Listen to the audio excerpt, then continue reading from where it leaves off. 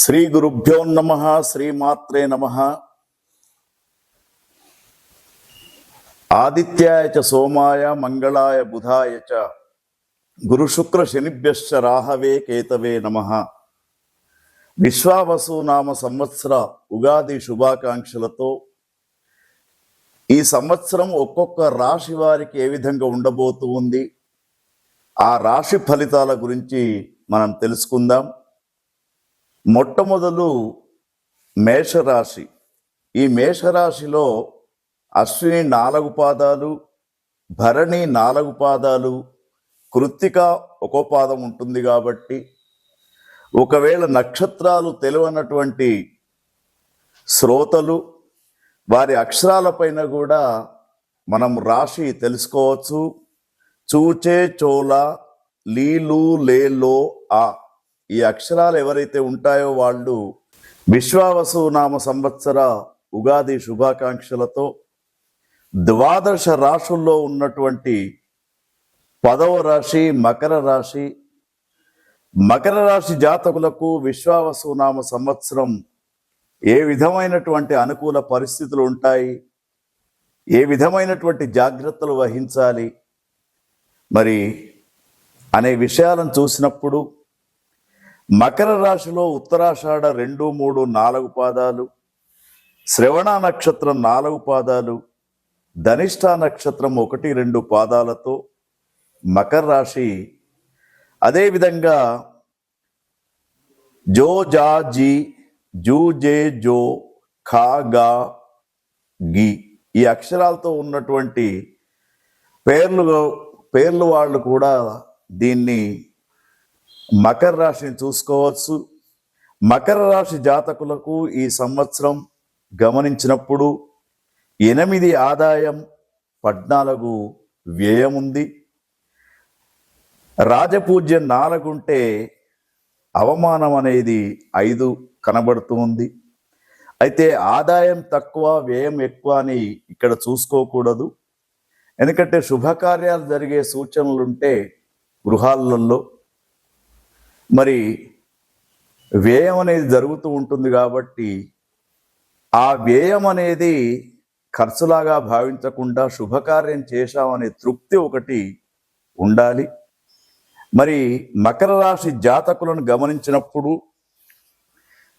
గురువు గ్రహాన్ని పరిశీలించినప్పుడు ఈ సంవత్సరం గురు సంచారాన్ని చూసినప్పుడు 13 మే తర్వాత 19 అక్టోబర్ నుండి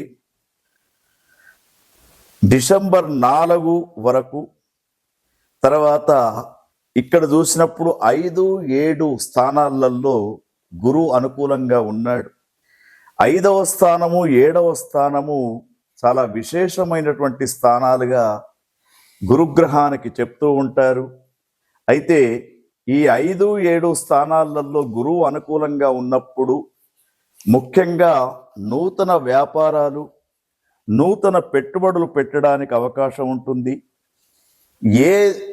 ఏది ప్రారంభం చేసినా దైవానుగ్రహం కూడా చాలా ఎక్కువగా ఉంటుంది. తర్వాత మనోవాంఛ సిద్ధి కలుగుతూ ఉంటుంది. కార్య అనుకూలత అనేది జరుగుతూ ఉంటుంది. కీర్తి ప్రతిష్టలు కూడా వీరికి ఈ సంవత్సరము ఎక్కువ వచ్చే అవకాశాలు గురుగ్రహం అనుకూలంగా ఉన్నప్పుడు కనబడుతూ ఉన్నాయి. తర్వాత 7వ స్థానంలో గురువు ఉన్నప్పుడు కూడా కార్యసిద్ధి, అదేవిధంగా శారీరక సౌఖ్యం, ఆరోగ్యం, అధికారులతో మెప్పుదల అనేది ఈ సంవత్సరం వీరికి గురుగ్రహం అనుకూలత వలన కనబడుతూ ఉంది.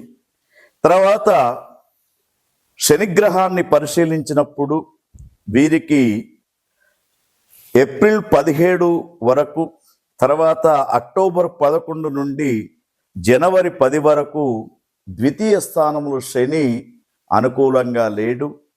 తర్వాత వీరికి మళ్ళా ఏప్రిల్ 18వ తేదీ నుండి అక్టోబర్ 10 వరకు, మరలా జనవరి 11 నుండి సంవత్సరం మొత్తం కూడా 6వ స్థానంలో శని భగవానుడు ఉన్నాడు. కాబట్టి చాలా అనుకూలమైనటువంటి వాతావరణం చెప్పవచ్చు వీరికి.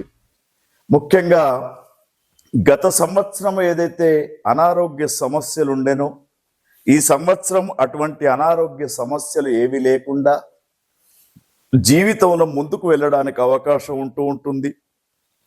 రాహుగ్రహాన్ని గమనించినప్పుడు వీరికి 3, 2 స్థానాలలో రాహుగ్రహం 3వ స్థానం సంచారంతో మరి అనుకూలమైనటువంటి పరిస్థితులు ఏర్పడుతూ ఉంటాయి. అదేవిధంగా కేతుగ్రహాన్ని గమనించినప్పుడు మాత్రం 9, 8 స్థానాలు అనుకూలంగా లేవు వీరికి. కాబట్టి ఈ సంవత్సరం మొత్తానికి గమనించినప్పుడు మకర రాశి జాతకులకు గత సంవత్సరం కంటే మెరుగ్గా ఈ సంవత్సరము గత కొద్ది సంవత్సరాల నుంచి బాధపడుతున్నటువంటి వీరికి ఈ సంవత్సరం అనుకూలమైనటువంటి కాలంగా చెప్పవచ్చు. ఎందుకంటే గురువు 5, 7 స్థానాలలో ఉన్నప్పుడు అన్నిటా లాభాలు, వ్యాపారస్తులకు, రైతన్నలకు, కళాకారులకు, విద్యార్థులకు, యువతీ యువకులకు, సాఫ్ట్వేర్ రంగంలో ఉన్నటువంటి విద్యార్థులకు, తర్వాత రాజకీయ నాయకులకు అందరికీ కూడా చాలా వైభవంగా ఉంటూ ఉంటుంది. మకర రాశి జాతకంలో ఉన్నటువంటి మరి వారి యొక్క నక్షత్రాల ఫలితాన్ని చూసినప్పుడు కూడా మనకు ఉత్తరాషాఢ నక్షత్రానికి మధ్యలో 4 మాసాలు కొంత అనుకూలంగా లేదు. తర్వాత శ్రవణ నక్షత్రానికి ముఖ్యంగా వారికి మధ్యలో 4 మాసాలు అనుకూలంగా ఉండదు. తర్వాత ధనిష్ట నక్షత్ర జాతకులకు మాత్రం 12 మాసాలు అనుకూలంగా ఉంది. కాబట్టి వీరు ఇప్పుడు మేము వివరించిన దాని ప్రకారంగా మరల తేదీలు అనుమానంగా ఉంటే మరల ఒకసారి రివ్యూ చేసుకొని చూడండి.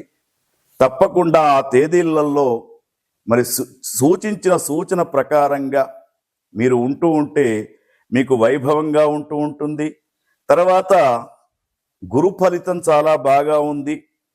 శని కూడా అనుకూలంగా కొంతకాలం ఉన్నాడు. మరి రాహువు కూడా కొంత అనుకూలంగా ఉన్నాడు. కేతువు మాత్రం కొంత అనుకూలంగా లేడు. కాబట్టి ఈ గ్రహ గమనాన్ని బట్టి మకర రాశి జాతకులు వీలైనంత వరకు మరి కొత్త వ్యాపారాలు పెట్టినా కూడా జైంట్ వ్యాపారాల్లో భాగస్వాములు కాకుండా మీకున్న దాంట్లో సుఖవంతమైనటువంటి జీవితాన్ని పొందుతూ ఇంట్లో చిన్న చిన్న కలతలు ఏర్పడుతూ ఉంటాయి, కలహాలు ఏర్పడుతూ ఉంటాయి. ప్రతిదానికి కూడా బాధపడకుండా మరి యొక్క మకర రాశి జాతకులు ఈ విశ్వావసునామ సంవత్సరంలో ముఖ్యంగా జగన్మాత యొక్క ఆరాధన చేయండి, చండీమాత యొక్క ఆరాధన చేయండి. తర్వాత దైవ దర్శనం, మీ ఇంటి ఇష్టదేవత ఎవరైతే ఉంటూ ఉంటారో అక్కడ దైవ దర్శనాలు చేసుకోండి. మీ ఇంట అంతా కూడా శుభకార్యాలు జరిగే సంవత్సరంగా విశ్వావసునామ సంవత్సరాన్ని చెప్పవచ్చు.